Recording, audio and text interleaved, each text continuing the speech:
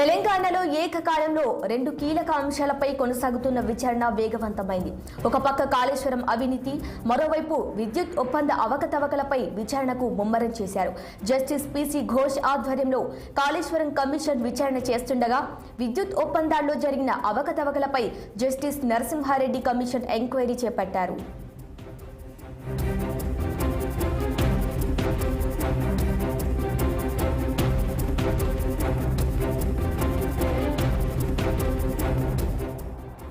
ఇక విద్యుత్ ఒప్పంద అవకతవకలపై జస్టిస్ నరసింహారెడ్డి కమిషన్ మాజీ ముఖ్యమంత్రి కేసీఆర్ కు నోటీసులు ఇచ్చిన నేపథ్యంలో ఆయన విచారణకు హాజరవుతారా లేదా అన్నదానిపై ఉత్కంఠ నెలకొంది.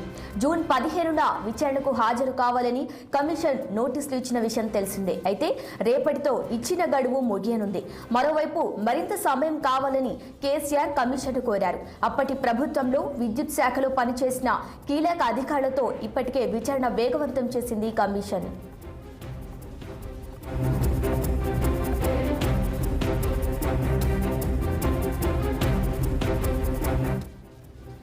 మరోపక్క కాళేశ్వరం ప్రాజెక్టు అంశంలో విచారణ కొనసాగుతోంది. ఇప్పటికే ఇంజనీర్లు, కీలక అధికారులు, ఏజెన్సీలను పిసి ఘోష్ కమిషన్ విచారించారు. జూలై మొదటి వారంలో రాజకీయ నాయకులకు నోటీసులు ఇచ్చేందుకు కమిషన్ సిద్ధమైంది. కాళేశ్వరం ప్రాజెక్టులో పూర్తి అవకతవకలను వెలికి తీసేందుకు అందరినీ విచారిస్తామని ఘోష్ వెల్లడించారు.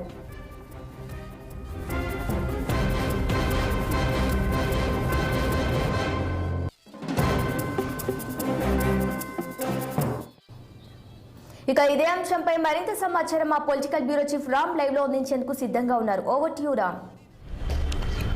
శిరీష, రాష్ట్రంలో ఒక రెండు కీలక అంశాలపై విచారణలు కొనసాగుతూ ఉన్నాయి. ఒకటి కాళేశ్వరం ప్రాజెక్టులోని మేడిగడ్డ, అన్నారం, సుందిల్ల బ్యారేజీల కుంగుబాటు పైన అందులో జరిగిన అవినీతిపై అయితే సుప్రీంకోర్టు మాజీ జడ్జి పినాకి చంద్రఘోష్ ఆధ్వర్యంలో ఏదైతే కమిషన్ వేశారో ఆ కమిషన్ విచారణ ఈ నెల 10 నుంచి హైదరాబాద్లో బీఆర్కే భవన్లో ప్రారంభమైంది. మరోవైపు బీఆర్ఎస్ హయాంలో విద్యుత్ సంస్థలతో జరిగిన ఒప్పందాల విషయంలో జరిగిన అవినీతి పైన కూడా జస్టిస్ నరసింహారెడ్డి ఆధ్వర్యంలో కమిషన్ విచారణ మొదలైంది.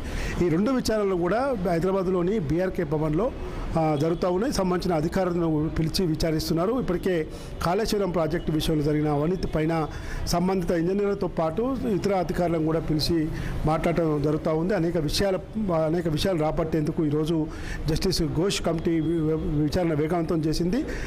ఈ నెల 16వ తేదీతో ఈ విచారణ ముగుస్తుంది. మొదటి దశ. ఇప్పటి వరకు సాంకేతిక సమస్యలపైన, ప్రాజెక్టు నిర్మాణంలో ముందస్తు తీసుకోవాల్సిన అంశాలపైన మాత్రమే విచారించామని, మరికొన్ని విషయాలు మరి కొన్ని రోజుల తర్వాత మళ్ళీ విచారిస్తామని చెప్పడం జరిగింది. జూలై మొదటి వారంలో కానీ రెండో వారంలో కానీ అప్పుడు పనిచేసిన సంబంధిత మంత్రులకు కానీ ఇతర అధికారులకు కూడా, కీలక అధికారులకు కూడా నోటీసులు ఇచ్చే అవకాశం ఉందని కూడా ఆయన చెప్పడం జరిగింది. మరోవైపు విద్యుత్తు ఏదైతే యాదాద్రి, భద్రాద్రి విద్యుత్ సంస్థల ఒప్పందాల్లో కూడా కనీసం టెండర్ ప్రక్రియ లేకుండా నామినేషన్ పద్ధతిన ఒప్పందాలు జరిగాయి. ఇందులో భారీ అవకతవకలు జరిగాయంటూ ప్రభుత్వం జస్టిస్ నరసింహారెడ్డి ఆధ్వర్యంలో కమిషన్ వేసింది. కమిషన్ కూడా విచారణ వేగవంతం చేసింది. ఇప్పటికే 25 మందికి నోటీసులు ఇచ్చాము. కొంతమందిని విచారించాము. ఈ నెల 18వ తేదీన జేఏసీ అధినేత కొదలడంతో పాటు జేఏసీ అధినేత కొదలడంతో పాటు మరోవైపు విద్యుత్ రంగ నిపుణుడు రఘును కూడా పిలిచాము. వాళ్ళు కూడా 18వ తేదీన వస్తారని చెప్పి తెలిసింది. అయితే ఈ విద్యుత్ ఒప్పందాల విషయంలో అప్పటి మాజీ ముఖ్యమంత్రిగా ఉన్న కేసీఆర్కు ఏప్రిల్ నెలలోనే నోటీసు ఇచ్చాము. ఆ నోటీసుకు మే 30 లోపు వివరణ కావాలని చెప్పి అడిగాము. ఆయన జూలై లోక్సభ ఎన్నికల ప్రచారంలో బిజీగా ఉన్న నేపథ్యంలో జూలై 30 లోపు వివరణ ఇస్తామని చెప్పడం జరిగింది. కాదు, జూన్ 15వ తేదీలోపు ఖచ్చితంగా వివరణ ఇవ్వాల్సిందని చెప్పి ఆయన చెప్పినట్టు మనకు నరసింహారెడ్డి కూడా మీడియాకు చెప్పడం జరిగింది. ఈ నేపథ్యంలో రేపటితో ఏదైతే నోటీసుకు వివరణ అడిగిన ధరవిలా ఆ నోటీసుకు రేపటి లోపు వివరణ ఇస్తారా లేదనేది మాత్రం మళ్ళీ జస్టిస్ నరసింహారెడ్డి చెప్పాల్సిందే.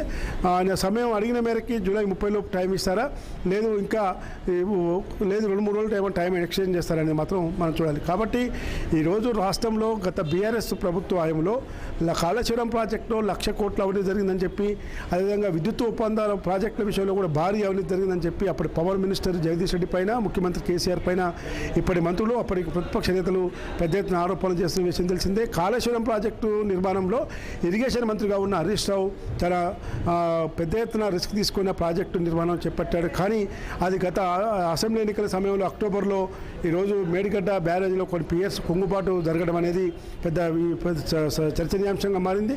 కాబట్టి మేడిగడ్డ, అన్నారం, సుందిల్లా బ్యారేజీల మరమ్మతుల విషయంలో వైపు ప్రభుత్వం చర్యలు తీసుకుంటూనే అందులో జరిగిన ఒప్పందాలు కానీ టెండర్ల ప్రక్రియ కానీ ఆ నిర్మాణం చేపట్టిన సంస్థను తో పాటు అధికారులు కీలక పాత్ర పోషించిన ఇరిగేషన్ అధికారులను కూడా పిలిచి ఇప్పటికే విచారిస్తున్న కమిషన్లు, ఈ రెండు కమిషన్ల చుట్టూ కూడా కేసీఆర్ మొత్తం ప్రముఖ పాత్ర ఉందనేది ఈరోజు చర్చ నడుస్తూ ఉంది. రెండు కమిషన్ల విషయంలో కూడా కేసీఆర్తో పాటు అప్పటి మంత్రులు జగదీష్ రెడ్డి, విద్యుత్ శాఖ మంత్రి జగదీష్ రెడ్డి, ఇరిగేషన్ శాఖ మంత్రి హరీష్ రావులకు కూడా త్వరలో నోటీసులు ఇచ్చి భవిష్యత్తులో పిలుస్తారని చెప్పి కూడా తెలుస్తూ ఉంది. శిరీష.